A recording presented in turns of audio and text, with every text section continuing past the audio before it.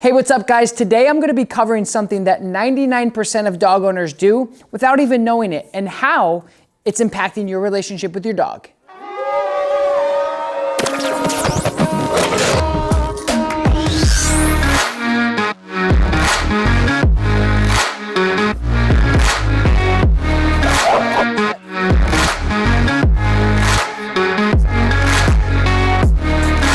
No. Now guys, this is huge. I've never seen anybody really talking about this and breaking it down the way that I want to here today. It really doesn't matter what's at the end of the leash. It matters how you're using it, how you're applying that leash correction to your dog. Almost every single client that I work with either online or comes into this building that is having problems with their leash is using the mechanics of the tool that they're trying to apply incorrectly. And the reason that is, in my opinion, is because nobody's actually talking about the application of the correction. A lot of people, including myself, talk about what collar to use, when to apply it, even how to apply it. Now, for those of you who don't know what a leash correction is trying to correct a behavior that is unwanted or undesirable on the leash. So essentially, what we're trying to do when we correct a dog on the leash is teach them that whatever they're doing is wrong and we want them to do something else, or it's inappropriate behavior. So this video is definitely not about what collar to use and why. I have many other videos for that. This is simply because I have so many clients that are walking through this facility as well as online talking about when my dog pulls and I pull back, the collar doesn't work. Or if the dog pulls and they're continuing to pull, they're choking themselves, and so on and so forth. This is simply to go to the absolute nucleus of a lot of problems that are created on the leash. Oftentimes, people put dogs on the leash, and it doesn't matter what collar you're using, and they're using it to apply pressure. And the collar itself is not really what's correcting or changing or modifying behavior. It's the application and the way that the mechanics actually work within the collar. I think oftentimes people just put a correction collar on a dog and think that when the dog pulls against it, you pull back, that it's supposed to work and teach the dog. That couldn't be further from the truth. You have to know actually how to apply the correction in order for it to work. And that, my friends, is what I'm about to teach you right now. So I'm just gonna grab a slip collar really quick and start going over this process. So for those of you who are unfamiliar with a slip collar, it's also known as a dominant dog collar. We just call it a slip, it's a little bit easier. And all it does is it just applies pressure when you pull through or if the dog pulls through. So you have your slip here. And basically what this does is it goes through and it slips down. A lot of people think that when you put this collar on to the dog and they pull against it, that the actual pressure from when they pull is the correction, or that's what's supposed to stop them from actually pulling. On the contrary, dogs will literally choke themselves out, cough, hack, so on and so forth until they get to what they want because they do not care about this excessive force around their neck. Now this is the same exact thing with the prong collar. Oftentimes people think that when you put this on, the dog pulls through and they feel that pressure, then the dog is supposed to stop. Now the actual correction is gonna come from you as the handler. The success of your correction and the success of your dog learning new behaviors and modifying behaviors is gonna completely be predicated off of you, the handler, and your skill sets with actually applying these tools properly. This is going to the core of what I'm talking about corrections. We're not talking about specifics, healing, what collar, so on and so forth. I'm talking about how to actually correct with any type of collar that you put on your dog, as well as where to put it, how to fit it, so it's effective and you actually can get results from it. So the correction is a mechanical thing. You have to have enough leverage to be able to pop the collar so the collar can come up and distribute that pressure at once. So the dog goes, hey, what do you want me to do?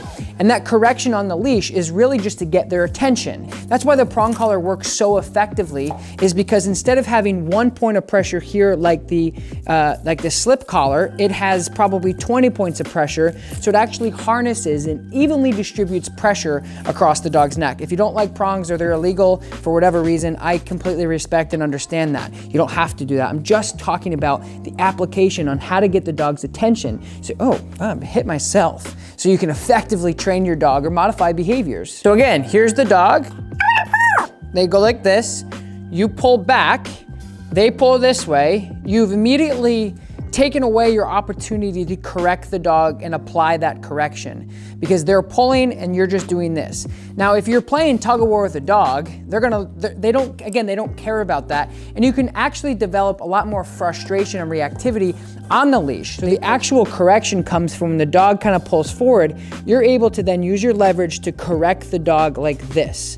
If they're already taut and they're tight on the line, you lose all your leverage. You have to regain some leverage and pop back and be able to really snap that leash. And I'm gonna show you a couple different ways on how we teach our clients here at the facility. So what happens is when you actually correct the dog like this, it pops the dog right here, and it corrects the dog right there, and then the actual slip will go right back down and drag down. So the correction comes right on time, so the dog doesn't sit. You ask them to sit, correct, release, correct, release. And like I said, oftentimes what people do is this, and then the dog goes into panic mode, they don't really know what to do, they get all wiggly, and you're not really teaching much there. This is gonna come up, it's gonna pop the dog, it's gonna put pressure right on this point, it's gonna correct the dog here, really quick, and then it's gonna release, and then really quick, so it's really defined and you're really able to have clear lines of communication when the dog does something wrong. So if you get into a situation where your dog is actually pulling you like this, you see when you're tight like this, you have no leverage, so you have no choice but to pull the dog back. What you need to do is make sure that the dog is here, and as soon as they cross that line, again, your collar, we're gonna go over fitting in a minute, but when it's here, you correct like this, you correct like this. And so when you have a prong collar and a bigger dog that you need a little bit more control over, this is a way safer tool because they're not going to continue to choke themselves out. Because this is the Herm Sprenger, I'll leave it in the link in the description below. But when the dog pulls, you have all these points of pressure on the dog's neck, all the way around, instead of just one point of pressure like I demonstrated last time. 2, 4, 6, 8, 10, probably 20 different points of pressure. And so again, the prong collar's on, the dog pulls, you guys think that, oh, he's gonna hit the prongs, he's not gonna like it, he's gonna stop. Hell no, they're gonna keep going, because the prongs and the pressure this way doesn't affect the dog whatsoever. They do not care about that. And so the second most important thing, besides the mechanics and how you use it, is how it's fit. This is another big thing that so many people just don't know. It's not like everyone's doing it wrong. There's just no information out there.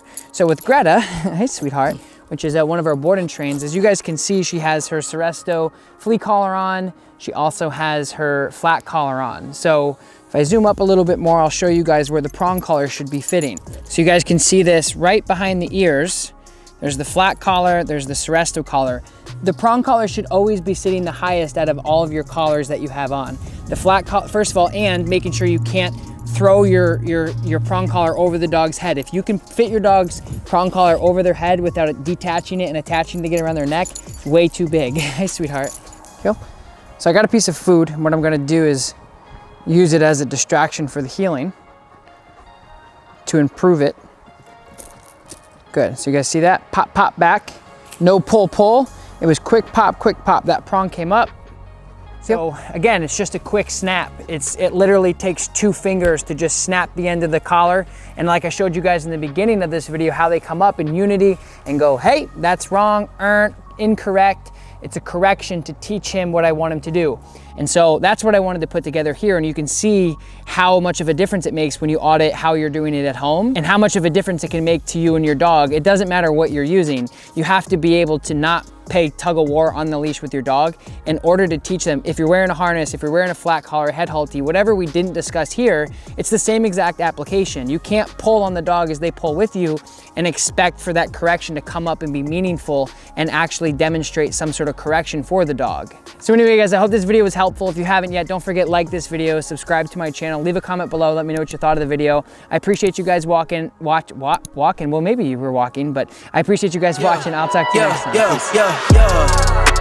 Coming in, flex, I just wanna win, LABB, who we running with, 2, 2, 3, 3, I'm on 10 again, state your name, been dope on flame, I just switched the lanes, damn he did it again, I just flipped the pain, stripping and dipping in bass, slab on everything.